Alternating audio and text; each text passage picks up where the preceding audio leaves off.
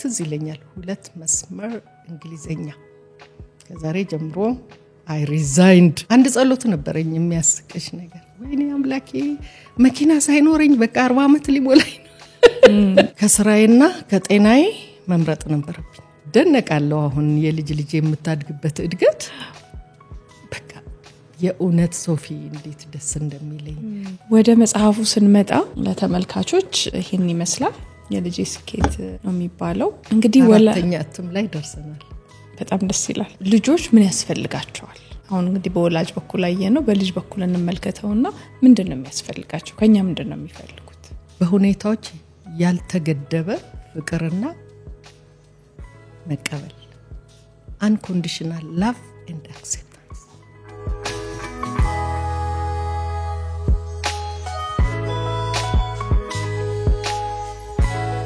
ሰላም እንዴት ናችሁ ተመልካቾቻችን ዛሬ ከሌላ እንግዳ ጋር ተመልሰን መተናል በልጆች አስተዳደግ ዙሪያ ነው የምናወራው ጋበዝንላችሁ ወይዘሮ አሰፋች ኃይለስላሴ ነው ሳይኮሎጂስት ናት የልጅ ስኬት እና የትዳር ስኬት የሚል መጽሐፎችም አሏት በልጆች አስተዳደግ ዙሪያ ጥሩ ቆይታ እናደርጋለን እንኳን ደህና መጣሽ እንኳን ደህና ቆየሽ ዛሬ እንግዲህ ሰፋ ያለን ጉዳይ እንድናነሳ ነው ሐሳቤ በልጆች አስተዳደግ ዙሪያ ግን ከመጀመራችን በፊት እስቲ ስለ አንቺ አስተዳደግ እንስማ መጀመሪያ እንዴት ነበር በጣም ደስ የሚል ነገር ነው አስተዳደግ ስናስብ እኔ የገጠር ከተማ በሚባል ቦታ ነው ያደግኩት ትግራይ ውስጥ ውቅሮ ግን አንድ ቦታ አድግ ያለው ማለት ምችል አይመስለኝም የተወለድኩት ማይቅነጣል የሚባል ትንሽ በጣም ትንሽ ከተማ ወደ አድዋ አካባቢ ከአድዋ የተወሰነ ኪሎ ሜትር አባቴ ፖሊስ ስለነበረ በቃ እሱ በተቀየረበት ቁጥር ያው እንትን ይያለን 2 ነን ወንድሜ ታላቅ ወንድሜና እኔ ግን እናቴ ወደ 5 ልጅ ወልዳ እንደነበረ ነው ማቀው ያው በፊት እንግዲህ ክትባቱም የለም ምንም በተለያየ ፋክተር ግን እኛ ሁለታችን ነው ያደግነው ሁለታችን በጣም ነው የምንዋደደው ከዛ ወደ አንዱ ከተማ እዛው ስንል እስከ 8 ግን ውቅሮ ተማርኩኝ ከዛ በፊት ግን ትምህርት ቤት የጀመርኩት አሁን ፍሮይን የምትባል ከተማ አለች በውቅሮና በአዲግራት መሃል ያለች ትምህርት እድሜ ያልደረሰም ግን እዛ ሄዳቷል ቅርብም ስለነበረ ወንድሜን እየተከተልኩ ሄድ ነበርና ትዝ ይለኛል ሀሁ ስቆጥር ድንጋይ ላይ የማይመች የሚቆረቆር አይነት ድንጋይ ላይ ተቀምጠን ሀሁ እያልን ስንቆጥር አስታውሳለሁ ምክንያቱም ለኛም ይሆን ክፍል አልነበረም የነበረውም 2 ወይ 3 ክፍል ቢኖር ነው እና እዛ መጀመሪያ ትዝ ይለኛል ከዛ ደግሞ ተቀየርን ወደ ውቅሮ ከተማ ገባን ማለት ነው ውቅሮ ፎርማል የሆነ በደንብ ትምህርት ቤት የጀመርኩበት ነው እስከ 8ኛ ክፍል እዛ ተማርኩኝ ሃይ ስኩል ስላልነበረ አዲግራት አካባቢ የእናቴ ቤተሰብ ያሉበት ነው ወደ መቀለ አካባቢ ደግሞ የአባቴ ፋሚሊ ያሉበት ነው ስለዚህ ለራሴ መረጥኩ አዲግራት ይሻለኛል እናቴን በጣም ወድ ስለነበረ እዛ ልሄድ ብዬ እዛ የስንቅ ተማሪ ሆነን 3-4 ሆነን ቤት ተከራይተን ኖር ነበር እናቴ አባቴና እናቴ አብረው አልነበሩ እሷ አስመራ ነበር የምትኖረውና ያው አዲግራት ማለት የቦርደር ከተማ ነው ወደ አስመራ ይቀርባል ናፍቆትም ሊሆን ይችላል እላለሁ አሁን እዛ ሃይ ስኩል ጨረስኩኝ ጋዚ 2ኛ ደረጃ ትምህርት ቤት ከዛ ማትሪክ እናልፋለን ምናምን ያለን ተስፋ እናደርግ ነበር እኔና ጓደኞቼ ከዛ በኋላ ማትሪክ መጣ በአጋጣሚ ጓደኞቼ ያላለፉ እኔ ብቻ አለፍኩኝ ከዛ በኋላ እንግዲህ ዩኒቨርሲቲ ስገባ ደግሞ እንግዲህ አንድ ሰው አሁንም አላስታውሰው ምንድነው በሳይንስና በአርት በሶሻል ሳይንስ እንደው መካከለኛ የሆነ ሙያ ምን አለ ስለው ሳይኮሎጂ በጣም ሳይንቲፊክም ነው እንትንም ነው ስለ ባህሪ ነው የሚያጠናው በጣም አሪፍ ነገር ነው እሱም ብትማሪ የሚል ሁለተኛ ደግሞ somebody else ህግ ከዛ በኋላ ህግም ጥሩ ነው ብያሰብኩኝ ያው የፖሊስ ልጅ ስለሆንኩ ለህግ ቀርባለሁ ብዬ ስለማስብ ነው መሰለኝ አሁን ልጄ ያው ህግ ሆና ቤተሰቡ ጋር ገብቷል ማለት ነው በኋላ አንደኛ ምርጫ እሱ ነበር ሁለተኛ ምርጫ ሳይኮሎጂ ከዛ በኋላ ሁለተኛው ምርጫዬ ደረሰኝ በደስታ በቃ እኔ እንደውም የህይወት ጥሬ ነው ብዬ ነው ያሰብኩት እግዚአብሔር ነው ያስተካከለልኝ ብዬ አንድም ቀን ሙያውን እንትን ብዬው በቃ ልክ ግራጁዌት አድርጌ ራሱ ይርጋለም ታውቂዋለሽ ከአዋሳ የተወሰነ ኪሎ ሜትር ራቅ የሚል ነው 45 ኪሎ ሜትር እዛ ተመደብኩኝ ከዛ በኋላ ሳስመደብ ደግሞ በጣም ትንሽ ልጅ ነኝ በቃ አንዳንድ ጊዜ ተማሪም እየመሰልኳቸው ዘበኞቹ ያባርሩኛል በኋላ ትልቅ ቦርሳ ገዛሁና እንደምንም ብዬ እንትን ማለት ጀመርኩ ዘን ሙያውን ፕራክቲስ ማድረግ አለብኝ ሙያውን ወደዋለሁ ግን ሁኔታውን ሳየው ሙያው የሚቀበል ማህበረሰብ ብዙ አልነበረም በትምህርት ቤት ከዛ በኋላ አይ አንቺ አስተምሪ አንድ ዳይሬክተር ነበሩ ምን አሉኝ አስተምሪ ምን ሂስትሪ እንዴ ሂስትሪ ኮኔ 10ኛ ክፍል ነው የተወኩት ስለዚህ ሂስትሪ ላስተምር አልችልም ከፈለጋችሁ ደሞኮ ምልሽ ልጅ ስትሆኚ ደፋርም ነው የምትሆኚውና ከፈለጋችሁ ደብዳቤ ጽፋችሁ መልሱኝ ወደ መጣሁበት ምናምን ከዛ በሆነ አጋጣሚ ግን የሆኑ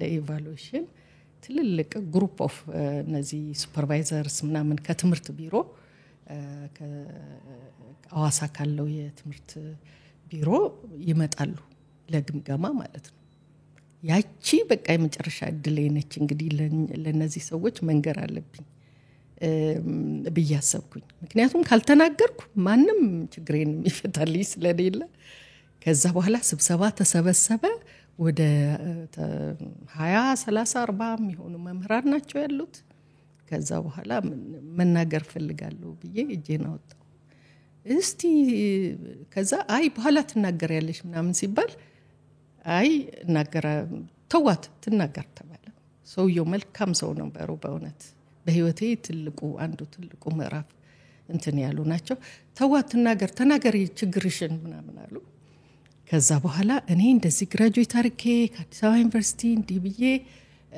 ተመድቤ ያኔ በመደባ ነው እንግዲህ ስራ አትፈልጊም ተመድቤ እዚህ መጣው በኋላ አስተምሪ ምን ይያሉ ቢሮም አልሰጡኝም በጣም ሞያዬ ይሄው እናንተ እስከምትመጡ ድረስ ተግባራዊ ሳላርገው አለው ናም ብያልኳቸው ሰውየው በጣም አዘኑ እንዴ እቺ ልጃቸው አትሆንም እንዴት አታግዟትም እንዴት አትረዷትም በቃ ከዚህ ስብሰባ በኋላ ትመርጭና ዞረሽ የሚመችሽን ቢሮ መርጠሽ ንገሪ በቃ ቢሮ ይኖርሻል ይይ አንዱ በቃ የመጀመሪያ ስፒቼ ማለት ነው ተናገርኩት ከዛ በኋላ እንግዲህ እዛ መስራት ጀመርኩኝ ስራ እየሰራው ስቲል አስቸጋሪ ነው ተማሪዎቹ ምን ይላሉ ይመጡና በመስኮት ይሉና ፊት አይታ ነው አሉ የምታውቀው ስላንተ ባህሪ ወይ ስላንቺ ፊት አይታ ነው አሉ ምናምን ይባላልና ፍርሃትም ጭምር ነበረባቸው ሶ ምን አረኩኝ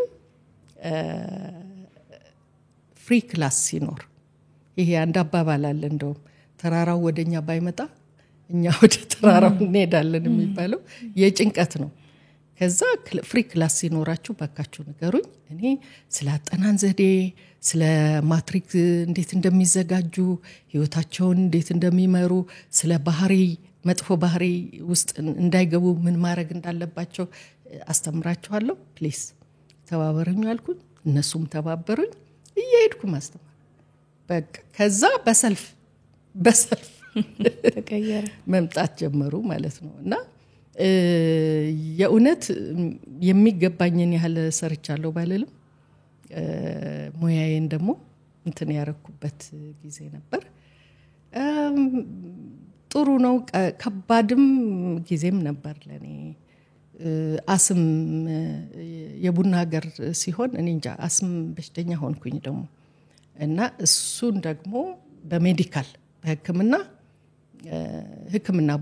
ቦርድ ካልጻፈልሽ የቦርድ ማለት የሐኪሞች ስብስብ ሆነው በቃ ያንቺ አሳማኝ ከሆነ በሽታው ማይድን ከሆነ ወደ ሌላ ወደ ተሻለ አካባቢ እንድትዛወሪ እኔ ሳስበው በቃ ያለኝ አማራጭ የእውነትም ታመሜ ነበር። በቃ ጻፉልኝ ማለት ነው። እሷን ይዤ እዚህ ስመጣ ደግሞ ቦሌ ሃይስኩል በቃ በጊዜያዊነት ትመደብ ያው ትመለሳለች ብለው ነው የነሱ። እኔ ደግሞ እንደማልመለስ ነው በልቤ የሚያስበው። ከዛ በኋላ ቦሌ አሁን ፕሪፓራቶሪ የሆነው እዛ ተመደብኩኝ። እዛም ስራዬን እየሰራው በጣም ኢንትረስቲንግ ደስ የሚል ጊዜ። አንድ ሌላ ሳይኮሎጂስትም ነበር ከኔ ጋር ሁለት ሆነን። ከዛ በኋላ ጎል ኢትዮጵያ የሚባል የአይሪሽ ድርጅት ማስታወቂያ ሲያወጣ ያው ተወዳደርኩኝ። የሚገርምሽ ነገር ግን በዛን ጊዜ ልክ ልለቃለሁ ስላቸው እዛ የነበሩ አብሮኝ ሰራተኞች በዛ በቦይስ ሆስቴል ወይ ጥሮታሽን ሳታስከብሪ ምናምን አሉኝ። ሶፊ ደሞዜ ስንት ገምቼ 710 የኢትዮጵያ ብር ነው። እንግዲህ 710 ማለት ወል የዛን ጊዜ ቁም እንትን ነው ብዙ ብር። ከዛ 71 ብር ነው የምትቆረጠው የጥሮታ እና እሱን ነው ጠብቂ የሚሉኝ። ወይ እንዴት አውቃለሁ እስከ ጥሮታ ድረስ እንደምቆይ በምን አውቃለሁ ታውቃላችሁ እናንተ ምናምን አልኳቸው። አይ እኔ ሄዳለሁ በቃ ለቃለሁ። ስለቅ 45 ቀን ኮንትራት ፈርሜ ነው የለቀኩት። ቢያባረሩኝ አንፊት ብሆን ምናምን በቃ አስቢ በዛን ጊዜ ከባድ ነው ስራ መልቀቅ ራሱ። ስራ ተመድበሽ ወይ የሆነ ነገር ስለሚሆን ማለት ነው። ከዛ በኋላ ጎል ገባው። እዛም በቃ ጥሩ ሲኒየር ሳይኮሎጂስት ተብዬ ተቀጠርኩ። እንግዲህ የኛ ሙያም እንደምታውቂው ነው ቻሌንጂንግ ነው ራሱ። ሙያውም አልታወቀም፣ ስራም ተመራጭ አልነበረም እንዳሁኑ ሳይሆን ማለት ነው። እዛ ገባው። ከዛ በኋላ በሲኒየር ሳይኮሎጂስትነት፣ በምክትል ስራ አስኪያጅነት፣ በዋና ስራ አስኪያጅነት ሰርቼ ከዛ በኋላ በቃ ሳስበው ከሙያዬ እየራቅኩ እየሄድኩ ነው። ወዴት እየገባ ነው? ወደ አስተዳደር ወደ ምን ኦፍ ኮርስ የተከበረ ጥሩ ሙያ ነው። ለኔ ግን ከባክግራውንዴ ያኛው ነው በቃ የሚናፍቀኝ። ከዚህ በላይ መቀጠል የለብኝም። ይሄ ያለ አይደለ ሳቲስፋይድ ሳትሆኚ ስትቀሪ ጤናሽም ምንሽም ላይ ይመጣል። ለልጆችሽም የምትሰጪው ጊዜ እያነሰ ይመጣልና እንደዛ ሲሆን በሁለት መስመር ትዝ ይለኛል። ሁለት መስመር እንግሊዘኛ ከዛሬ ጀምሮ I resigned from my position ብዬ ለቅቅ ያለው ብዬ አስገባው እና ከዛ በኋላ ግን አይኦኤም ትዝ ይለኛል። አንድ ወዳጄ አብሮኝ ይሰራ ነበር። ማን ነው በቸርች እንተዋወቅ ነበር ቤተክርስቲያንና አረ አይኦኤም የሆነም ባለሙያዎች ይፈልጋሉና ቆይ ማስታወቂያ ሲወጣ እንትን ማድረግ አለብሽ ላንቺም ይሆን ነው ላንቺ ፊት የሚያርግ ምናምን እያለ ሲነግረኝ ነበርና ሲቪሽ ብታስገቢ ምን አለ ቢፈልጉ ይጣሉት ብሎ ለምን በቃ የሱ ልመና እንትን ብሎኝ አስገባሁኝ። ከዛ ራኬብ ሰላም ትባል በጣም ወዳት አለቃዬ በኋላ አለቃዬ ሆነችው እሷ ነበረች። ሶ ፖዚቲቭ ቀና ስለሆነች እኔ ራሴ ማን ጠራሽ የምትለኙ ላይ መስለኝም ችግር የለም ሞኒተር ተከታታይና እንትን ትያለሽ ሞኒተር ጋዜጣ ላይ ሲወጣ በቃ ተወዳደሪያለሽ ምናምን ኮምፒውተር አኩኝ ተወዳድሬ 4 ፖዚሽን ነበር ሳይኮሶሻል ኢኮኖሚክስ ሄልዝ ሎ ነበረ የኔ ሳይኮሶሻሉ ነበር ከመቶ ምናምን በላይ አሁን እንኳን አይጠራም 100 ምናምን በጣም ትንሽ ነው በብዙ ሺህ ነው ሰው የሚወዳደረው ከ135 ሰዎች በላይ አፕላይ አድርገው እኔን መረጡኝ እና አንዱ የመረጡኝ ምክንያት በዛን ጊዜ የነበረችው ካንትሪ ዳይሬክተር የአይኦኤም ዶክተር ሚራ ሴቲ ትባላለች ዲቺ ሴትዮ በደሃ ሀገር እየኖረች ሬዚግኔሽን ይላል እንደገና 3 ልጆች እናት ነኝ ትላለች ምንድነው እንዴት በራሷ ብትተማመን ነው በዚህ በደሃ ሀገር እስቲ ስራ ለቃ አይ ወንደር በቃ እሷን ኢንተርቪው ማድረግ ኖርብኛል ከሾርት ሊስትድ ከሆኑት ብላ ጠቅላላ ሊስት የተደረገው ራሷ ገባችበት ኢንተርቪው ላይ ማለት ነው ከዛ በኋላ በቃ በሳይኮሶሻል ኤሪያ ያለው እኔ ተመረጥኩኝ ማለት ነው እንግዲህ እዛ 7 አመት ተኩል ያህል ሰራሁኝ አይኦኤም በቃ አይኦኤም ስገባ እንግዲህ ህልሜ ያስቢ እየተተገበረ ነው እንግዲህ ከልጅነት ጀምሮ ከዛ በቃ ይሄ ድህነት የሚባለው ነገር በቃ በጣም አንገሽግሾኝ ነበር ኢቭን ጎልም ይያለሁ ደሞዜ ምልሻ ኃላፊነቱ ትልቅ ይሁን እንጂ ብዙ አልነበረም ያንን በሙሉ ኢንቨስት ማድረገው ልጆቼ ላይ ነበር በቃ እኔ ትምህርት መስሪያ ቤት ቀየርኩ ማለት እነሱ ትምህርት ቤት ቀየሩ ማለት ነው አውቶማቲክ ነው እንደዛ አይኦኤም ስገባ በቃ ጥሩ የሚባል ብዙ የሚባል ደሞዝ አይደለም ግን ጥሩ ሆነልኝ ከዛ በኋላ በቃ አንድ ጸሎት ነበረኝ የሚያስቀሽ ነገር ወይኔ አምላኬ መኪና ሳይኖረኝ በቃ 40 አመት ሊሞላኝ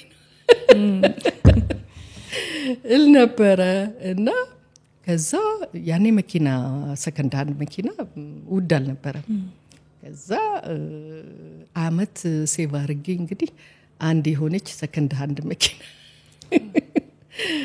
ገዛሁ ማለት ነውና ልጆቼ ራሱ በቃ ወደ ኋላ ተመለስኩኝ እንጂ ያኔ ስራ ባልነበረኝ ጊዜ በቃ የጸሎት ርዕስ ይሄ ዲስከሽን አለን ኤቭሪ ዊክ እና እኔ ፕሬየር ሪኩዌስት አለኝ ብዬ ምንድነው ቶዮታ መኪና መግዛት ፈልጋለሁ ከዛ እርስ በራሳቸው ይሳሳቃሉ እንዴ ሴትዮ ምን ነካት ስራ ፈታ ቁጭ ብላ መኪና ትመኛለች እንዴ ምናምን ሚሉኝ ይመስለኛል ያ ሁሉ ግን እውን ሆነ ከዛ በኋላ በቃ ጥሩ ልጆቼም ደህና ትምህርት ቤት መማር ጀመሩ እንግዲህ የመጨረሻው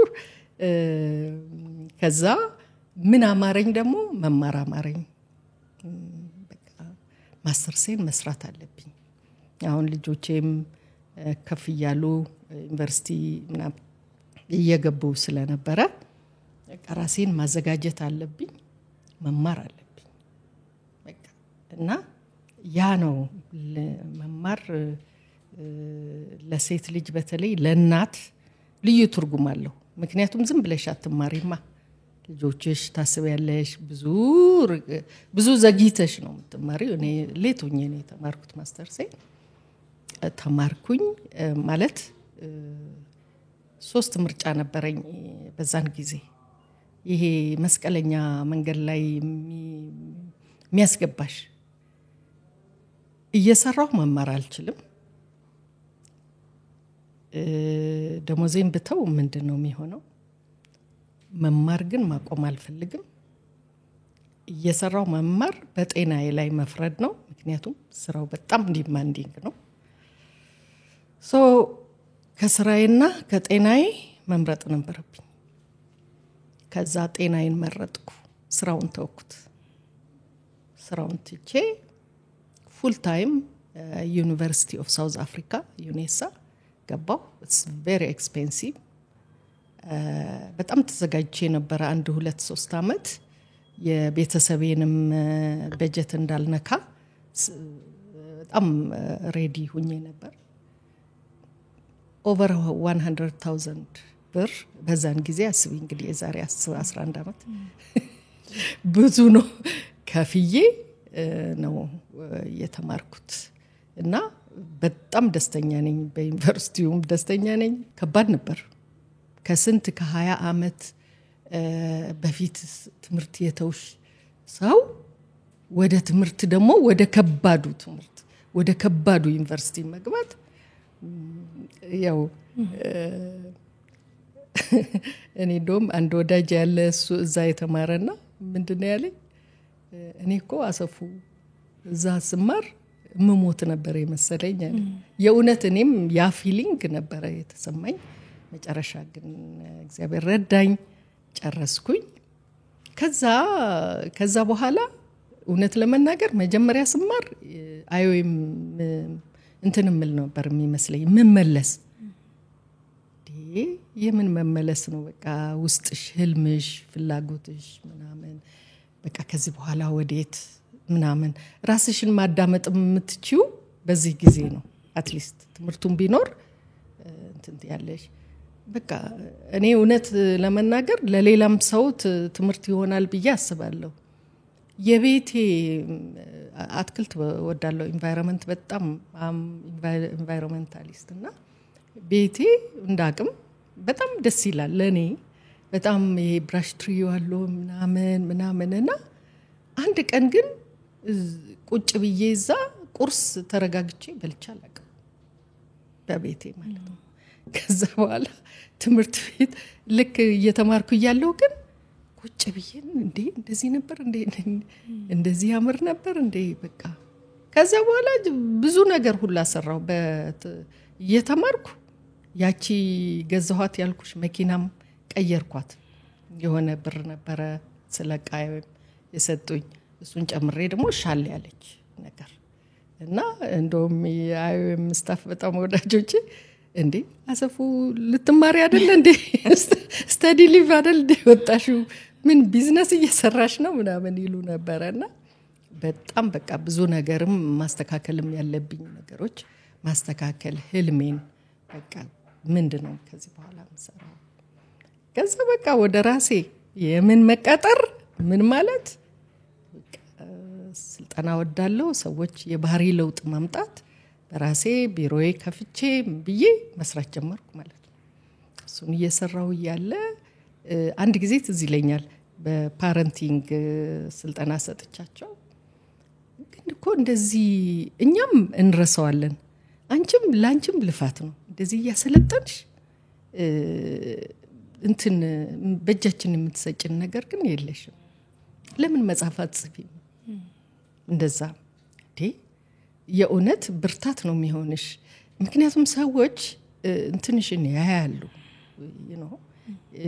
ምንድነው የሚባለው ራእይሽ ሰው ሲመሰክርም አንዱ ኢንዲኬሽን ነው አይደለ በዛ መቀጠል እንዳለብሽ በሌላ ጊዜም ትዝ ይለኛል ጎል ኢትዮጵያ ሰራ አንቺ ጥሪሽ በቃ አደባባይ ነው የአደባባይ ነገር ነው ሰዎችን መለወጥ ነው እንደዚህ ተናግሮ ማሳመን ምናምን የሚለኝ አሁን በህይወት የለም ደረጃ የሚባል ልጅ በጣም አጠንክሮ ይነግረኝ ነበር በቃ ቦታሽ አይደለም ይለኝ ነበር እዛ ሰራ ማለት ነው እና ሰዎች መሰክራሉ ከዛ በኋላ ነው የእውነት ነው ምልሽ አሁን መጽሐፍ ጽፌ ተጠቅሜ ምናምን አይደለም የነበረኝ በቃ እነሱን ደስ እንዲላቸው ኦፍ ኮርስ እኔም ይሄ ሁሉ ምለፋው ነገር በአይኦኤም ራሱ መሰራው የነበረ ምንድነው ሰዎች በህገወጥ መንገድ ሄደው እንዳይጎዱ በህጋዊ መንገድ ሄደው በስርዓት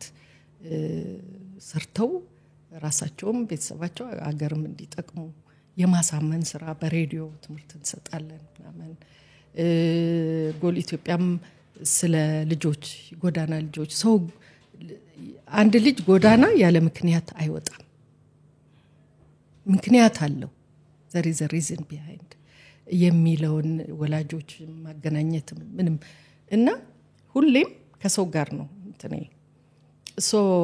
እዛም ራሱ ጎል ኢትዮጵያ በጣም ተአምር የሚባል ስራ ነው የሰራነው እዛ አጫጭር ትሬኒንጎች ሰጥተን በግንባታ የሰለጠኑ ነበሩ በሹፌርነት የሰለጠኑ እነሱ አሁን አንዳንዶቹ ከኔ ደሞዝ በላይ ያገኛሉ በጣም በቃ ትልልቅ ቦታ በቃ የትልልቅ ሰዎች ሹፌሮች ሆነው ያገለግላሉና እኔ እነሱ ልጆቼ ናቸው በቃ ብዬ ነው ማስበው እንገናኛለንምና ያን ሳስበው cumulatively ወደዚህ አቅጣጫ ያመጣኝ በቃ የሰው እንትን ነው ሪስፖንስ ነው ምላሽ ነው ማለት እችላለሁ። ዋው የሚገርም መንገድ ነው። ያው ብዙ ማየት ይቻላል እዚህ ጋር ለመድረስ። የመረጥሻቸው ምርጫዎች፣ የተውሻቸው የተከተልሻቸው መንገዶች በጣም ብዙ ሰጥተውሻል። እኔ እንኳን ስንተዋወቅ 10 አመት ይሆናል አይደል? እና በጣም ኢንስፓየር የሚያደርግ መንገድ ነው የመጣሽው። ወደ መጽሐፉ ስንመጣ ለተመልካቾች ይሄን ይመስላል። የልጄ ስኬት ነው የሚባለው። ሌላም መጽሐፍ አለ የትዳሬ ስኬት የሚል። ዛሬ ግን በልጆች ዙሪያ ነው የምናወራው። እንግዲህ አራተኛ እትም ላይ ደርሰናል። በጣም ደስ ይላል። በጣም ደስ ይላል። ብዙ ወላጆች የተጠቀሙበት ነው ብዬ አምናለሁ። በጣም በቀላሉ መንገድ ነው የተጻፈው። በጣም እንዲገባ አድርገሽ ነው የጻፍሽው። ወላጅ ስንሆን እኔንም ጨምሮ ማለት ነው ያው ባዮሎጂካሊ መውለድ ስለቻለን እና ልጅ ማምጣት ስለተቻለ መሆን የምንችለው ሮል ይመስላል። እኔም መስሎኝ ነበር። ግን በጣም ሰፊ፣ በጣም እውቀት የሚፈልግ፣ በጣም ማደግ የሚፈልግ ክፍል ነው። እስቲ በመጀመሪያ አንድ ወላጅ እናትም አባትም እንግዲህ ወላጅ ስንል ከአካላችንም የወለድናቸው ሊሆን ይችላል፣ ልናሳድግም እንችላለን፣ ወይም አካባቢያችን ላይ ልጆች ያሉም ሰዎች ልንሆን እንችላለን። በምን ዝግጅት ማድረግ አለበት? መጀመሪያ ምን ሊገባው ይገባል? በጣም ሰፊ ጥያቄ ነው፣ ግን ደግሞ መሰረታዊ ነው። እኔ እንጃ እኔ ወላጅ ሲሆን ገብቶኝ ነው ገብቶኝ ነው አይደለ? አይ ወንደር በጣም ገረማለሁ። ግን በጣም እንደው አንድ ነገር እንኳን ልብስ እንኳን እንገዛለሁ ብለሽ ገበያ ስትወጪ በጣም በቃ ከለር ትመርጫለሽ፣ ሳይዝ ትመርጫለሽ። እንደገና ደግሞ ኮንተንቱን ኮተን እንደኔ ደግሞ ጥጥ ነገር የምትወጪ ከሆነ ኮተን ኦፍ ኮርስ ብዙ ነገር ነው የምታዩ፣ ኳሊቲውን ታያለሽ። እና ለዛች እንኳን አንድ ልብስ ተለብሳ ሜቢ ከ2 አመት ብትለብሻንቱ ከዛ ይሰለችሽና ወይ ትተይዋለሽና የእውነት ወላጅነት ደግሞ ሳስበው በጣም ተሸውደን ነው እንጂ እውነት በዝግጅት የሚያስፈልገው ነገር ነው። ምንድነው አሁን አንዳንድ ወላጆች አልፎ ዝግጅት ሲያደርጉ አያለው። ግን ዝግጅቱ በምን መልኩ ነው? የህፃን ልብስ ከመግዛት አልጋ ምናምን የሚያስፈልጉ ቁሳቁሶች፣ የተለያዩ ነገሮች፣ እሱም መልካም ነው፣ እሱም ጥሩ ነገር ነው።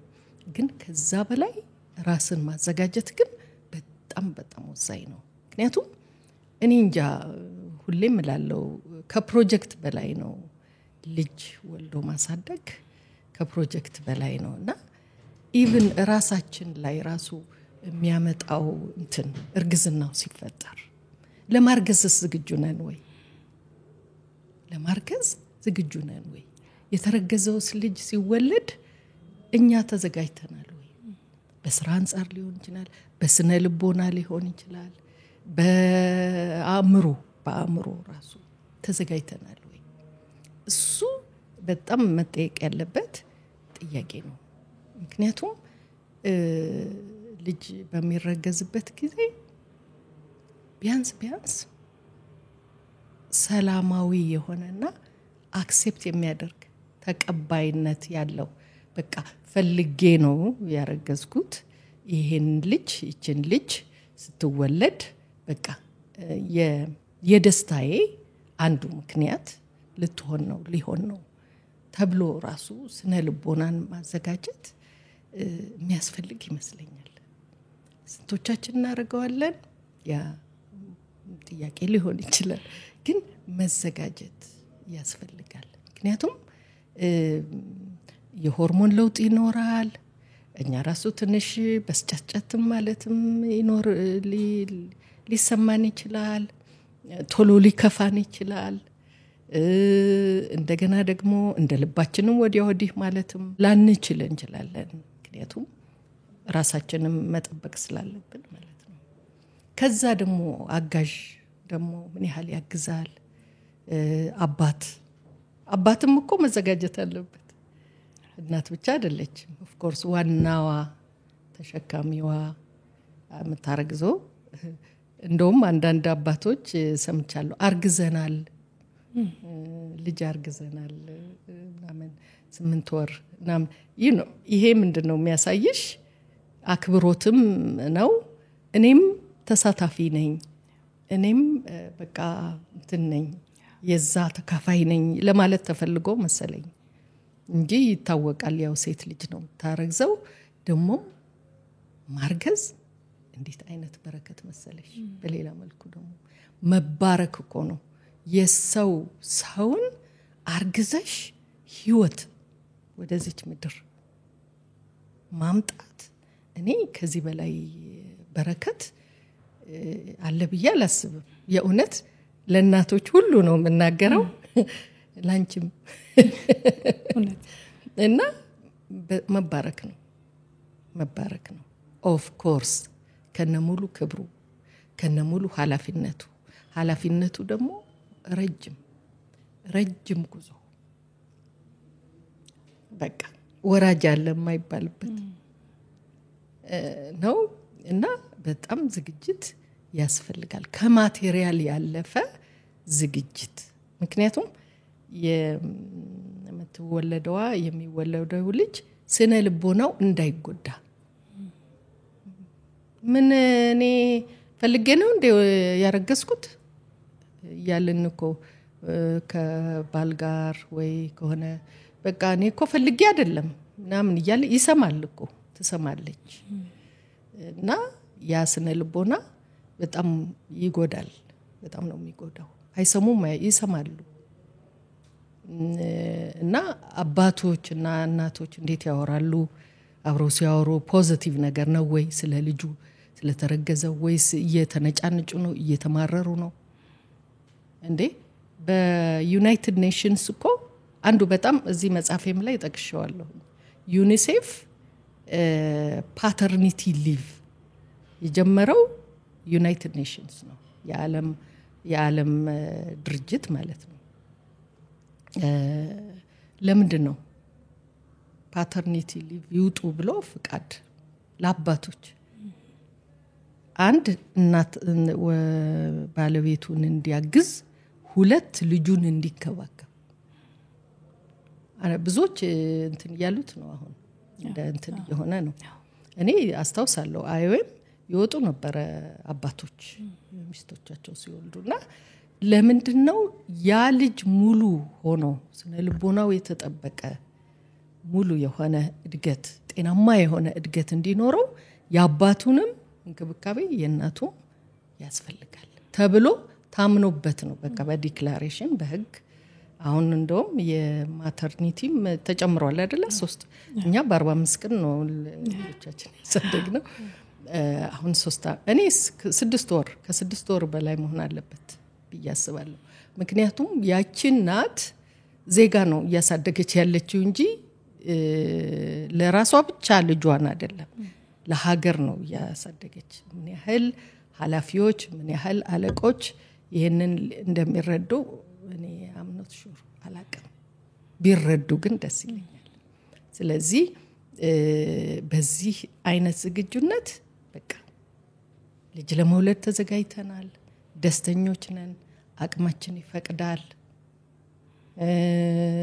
ልጅቷ ስትመጣ ልጁ ሲመጣም ዌልካም የሚባል ነው እንጂ እንደ እዳ አይደለም የሚለው የስነ ልቦና ዝግጅት እኔ ለአንድ ጤናማ ልጅ እድገት ወሳኝ ነው ብዬ አስባለሁ።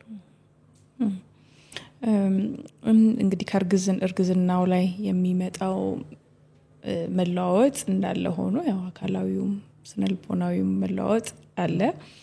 ከዛ በኋላ ደግሞ ከወለደች በኋላ አንድ እናት የሚገጥማት ምናልባት ሁሉም እናት ላይ ላይፈጠር ይችላል የፖስትፓርተም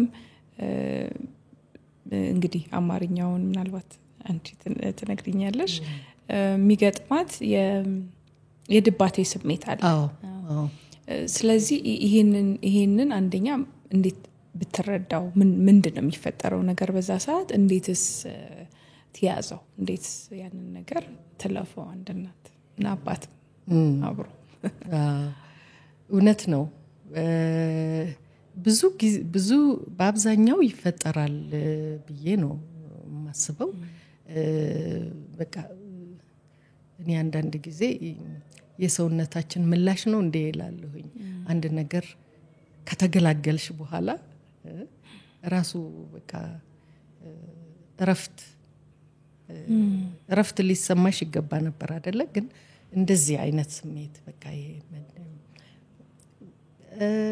ሆርሞናል ቼንጅ ነው እንግዲህ የሚሉት ሳይንቲፊካሊ የሆርሞን ለውጦች ነው ጸጉርም ይነቃቀላል እኮ ድባቴ ብቻ ሳይሆን በጸጉርም የመነቃቀል እንትን አለ እኔ አጋጥሞኛል አይቼዋለሁ በጣም አስደንጋጭ በሆነ ሁኔታ ነው ሲታጠበው እንዲውልቅ ነበር የሚለውና ያ አለ ይሄ ዲፕሬሽን ግን ምንድነው አንደኛ ባለሙያ ማየትም ጥሩ ነው ብዬ ነው እኔ ማስበው ባለሙያ ለትንሽ ነገር እኮ ባለሙያ እናያለን ያው ስላልተለመደ ነው ኦንሊ የለመድነው ነገር ሲያመን ሆዳችን ሲያመን ራሳችን ሲያመን ሐኪም ቤት መሄድ ነው ይሄ ግን የስነ ልቦና ችግር ነው አይደለ በቃ ባለሙያ ማየት ያስፈልገናል ምክንያቱም የዓለም ጤና ድርጅት ጤንነት ብሎ ያስቀመጠው የስነ ልቦና ጤንነት አካላዊ ጤንነት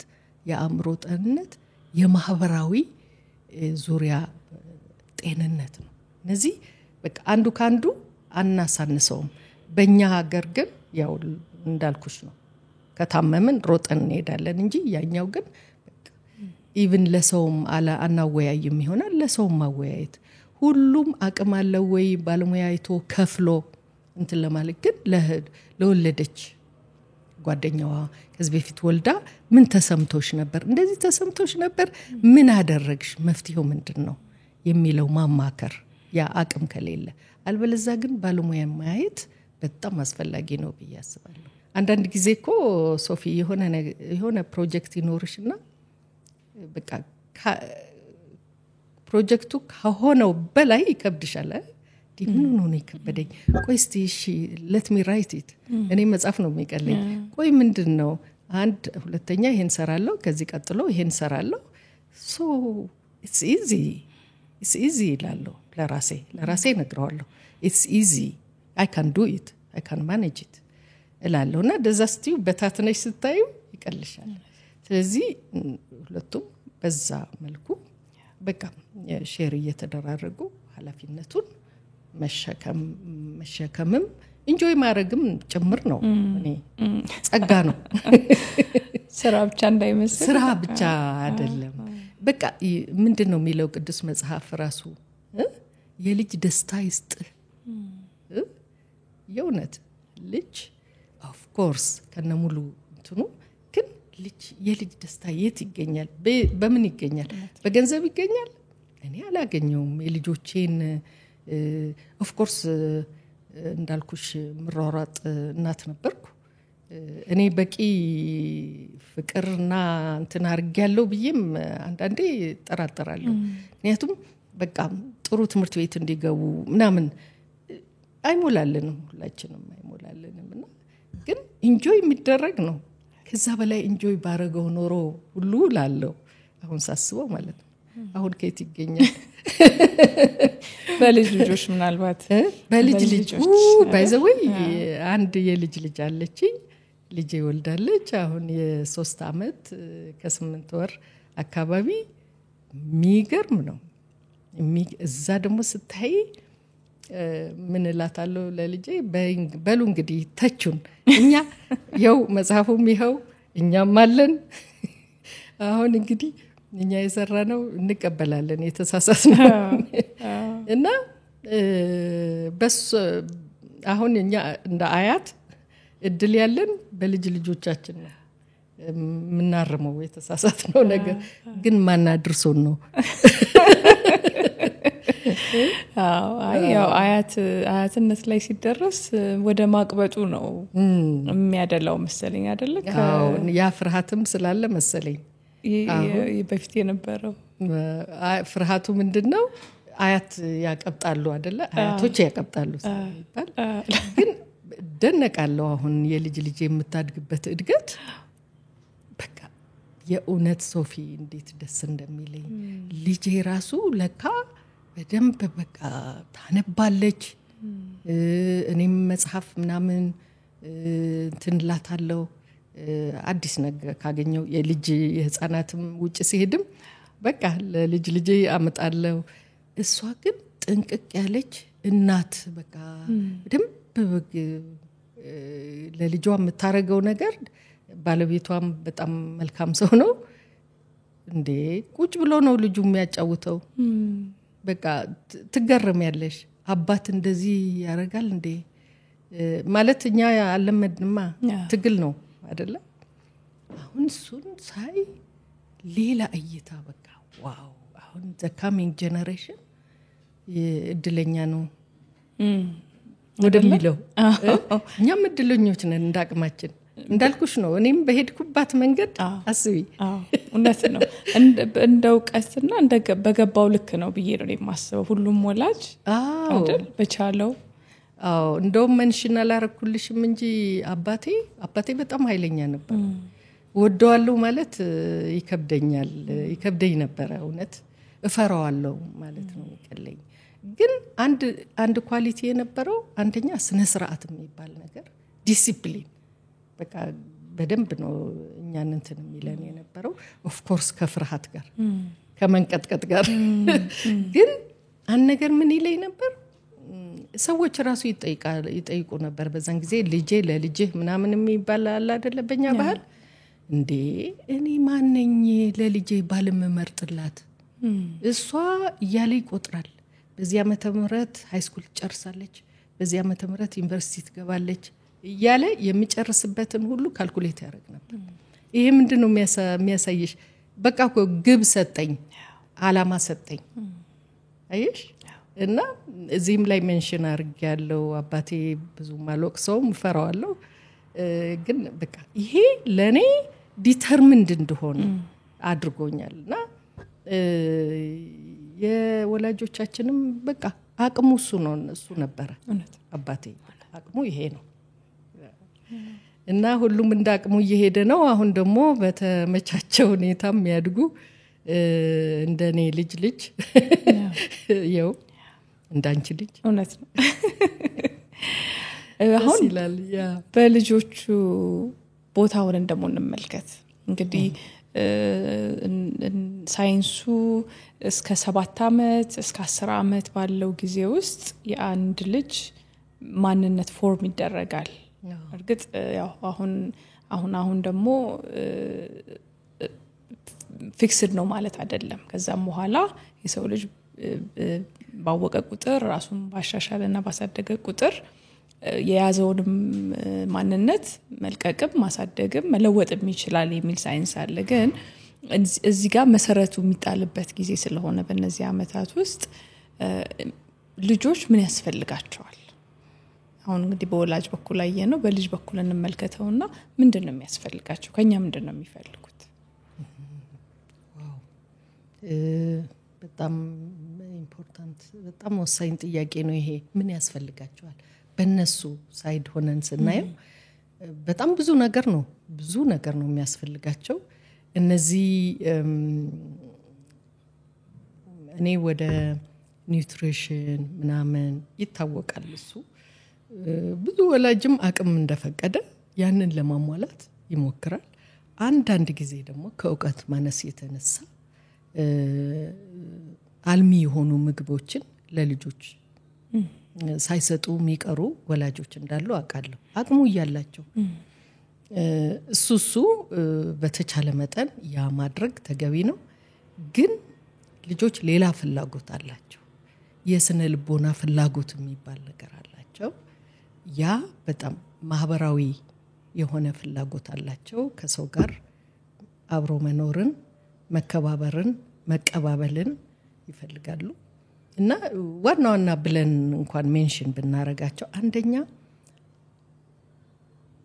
በሁኔታዎች ያልተገደበ ፍቅርና መቀበል unconditional love and acceptance በቃ መሰረታዊ ለልጅ እነዚህ ሁለት unconditional ይሄን ስታረግ ወድሃለሁ ይሄንን ሳታረግ ስትቀር ግን አልወድህም የሚባል ነገር አይደለም እና ከባድም ነው እነሱ የሚረዱት በቃ አልወድህም ማለት ከምር አልወድህም ብለው እስከ መጨረሻው ጊዜ እንደሆነ ነው ምክንያቱም ያምሯቸው ሌቭል ያንን የውሸት እንደሆነ ወይም ዝምብዬ ለቀልድኮ ነው ያልኩት ብለነው ሊረዱት የሚችሉት ልባቸው ውስጥ ነው በቃ አምሯቸው ውስጥ ነው የሚገባው ኢቭን ከፍ ብለውም ቢሆን እና እዛ ላይ በጣም ጥንቃቄ ማድረግ አለብን በቅድመ ሁኔታ አይደለም ልጆቻችን መውደድ ያለብን ያለ ቅድመ ሁኔታ ነው በቃ አንዱ ቁልፍ ነገር ይሄ በአምሯቸው የ6 አመትም ይሁን የ10 አመትም ይሁን whatever እቤቱ ያለ ፍቅር እና ሙሉ ተቀባይነት በቃ ኮንፊደንስ እንዲኖረው ነው የሚያደርገው የትም ቢሄድ ተናግሮ የማሳመን አይሸማቀቅም አትሸማቀቅም ማለት ነው ሄደችበት እና እሱ ወሳኝ ነገር ነው